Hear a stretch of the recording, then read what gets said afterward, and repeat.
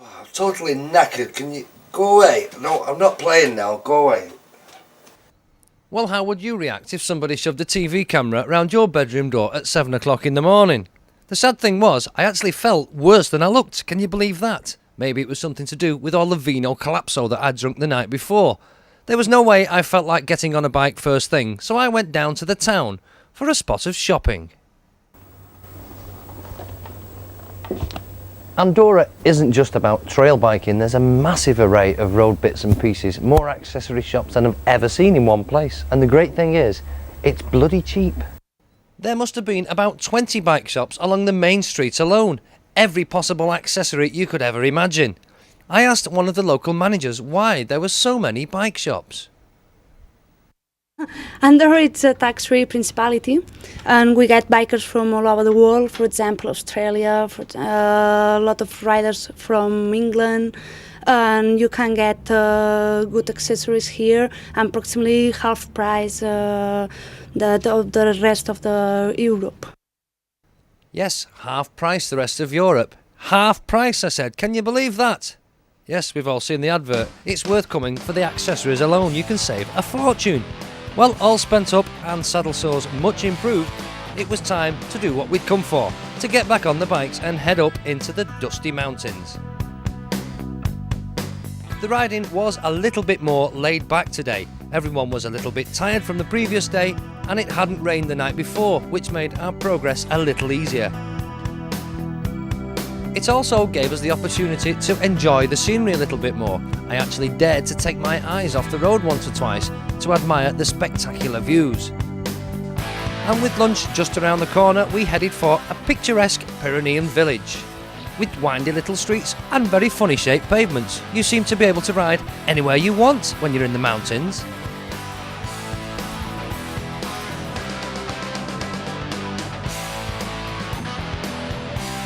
It's not just the riding that's hard work on a trip like this. The food takes a fair bit of getting through as well. You get a chance to eat copious amounts. And part of the attraction is sampling the local delicacies and seeing beautiful places like this.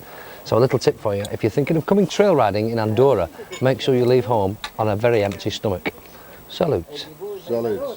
Salute. I eat a lot of meat. As well as the traditional meals of paella and fuet, we all had to try the local Vino Rocco. That's Spanish plonk to you and me. And this is where we all wished we hadn't worn our white t-shirts. Arms length.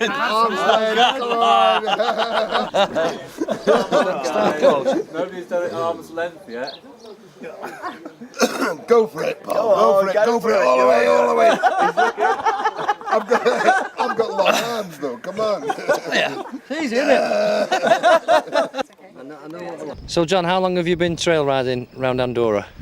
I've been trail riding actually 4 years, but commercially 2 years. This is my third year. So why Andorra in particular?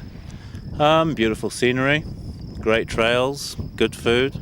It's just a perfect place. I agree with all of them things up to now.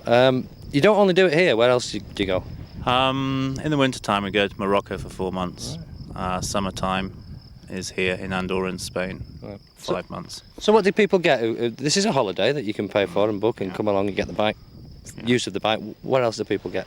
They get the bike, either a Honda XR 400 or an XR 250. They get me, the guide, fuel, food, third-party insurance, and that's about it, really. And the chance to see some gorgeous scenery. Yeah. What sort of people come? A mixture, is it? Yeah, anybody. We get 80% of our clients are road bikers who are trying off-roading for the first time. Right. And we've had Dutch national champions here as well. Yeah. So everybody really, anybody at all. Right, smashing. Now the holiday, it comes in various formats. You can have 3 days, 5 days. Is it pick what you want, is it? Yeah, we do anything from 1 day's biking, 2 nights accommodation, to 6 days, 7 nights. Blimey. Yeah. And people will come here and ride every day for 6 days.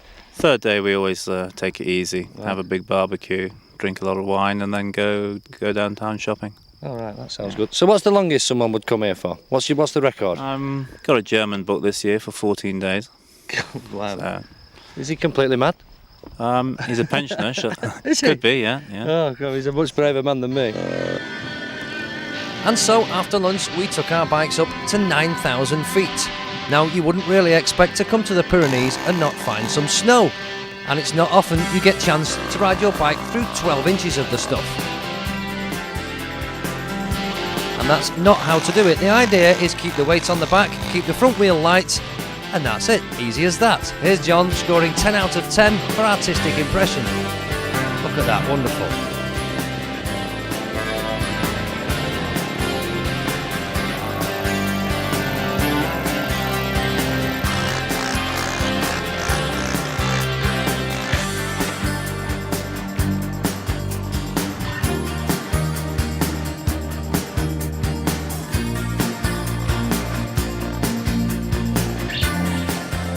Everybody did actually fall off at least a couple of times, or got stuck. The great thing was, nobody got hurt and no bikes got damaged. And contrary to what these pictures would have you believe, I did actually make it across once or twice. Honest. Well, I'm absolutely dog-tired. Completely knackered, I think is a better expression. I'm just wondering, these things, these Huskies, they normally pull sledges. I wonder if they're any good at pulling XR250s. Mush! Mush! He obviously doesn't understand Mancunian. Spanish-speaking Husky, no doubt. No doubt the Huskies could tow your bike back, but what you would need in a real emergency would be a good mechanic. That's not him, that's another Husky. This is him. Now, a very, very important man on this in this outfit is John the mechanic. John, tell us about the bikes, what we're using. All the bikes we use are XR 250 and 400 Hondas. Very simple machine, reliable, economical, and from my point of view, easy to maintain. Exactly, because you are the mechanic. So, they're obviously road legal because we go on roads, but are they different to how you get them? Do you have to do anything to them? No, they're basically as they come out of the showroom, but apart from the rocky terrain here, we fit sump guards obviously to protect the sump, disc protectors, and supply all the protective clothing, just like you're wearing now, the top quality Dainese stuff. You've sold it to me, it's all right. It's all right. I'll buy it. Right, so are you mechanic? You know, you have to work late hours sometimes, long into the night, putting things back together. Do you have any big smack-ups?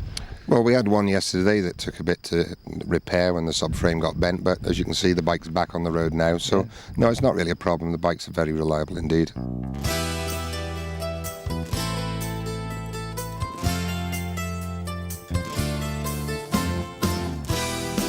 And the bikes need to be very reliable. The average day's trail riding in the Pyrenees will last about 10 hours and cover anything from 100 to 200 kilometres. And this is the area, believe it or not, where the Knights of the Templar lost the Holy Grail. And after 2 days in the saddle, I'm just about ready for the Ministry of Silly Walks. Would you like to know how I really felt? It's bloody sore, bloody aching. Sore arms, sore shoulders, sore leg, damp boots from yesterday. But apart from that, it's great, yeah. No problem. Not that you're complaining for. Not that I want to moan like, but... No. Well, after another hard day in the saddle, we're back at the place where we always end up, in the bar. Now, I know what I think of this trail riding round Andorra. Let's see what these guys think. Mark, first of all, tell me all about it.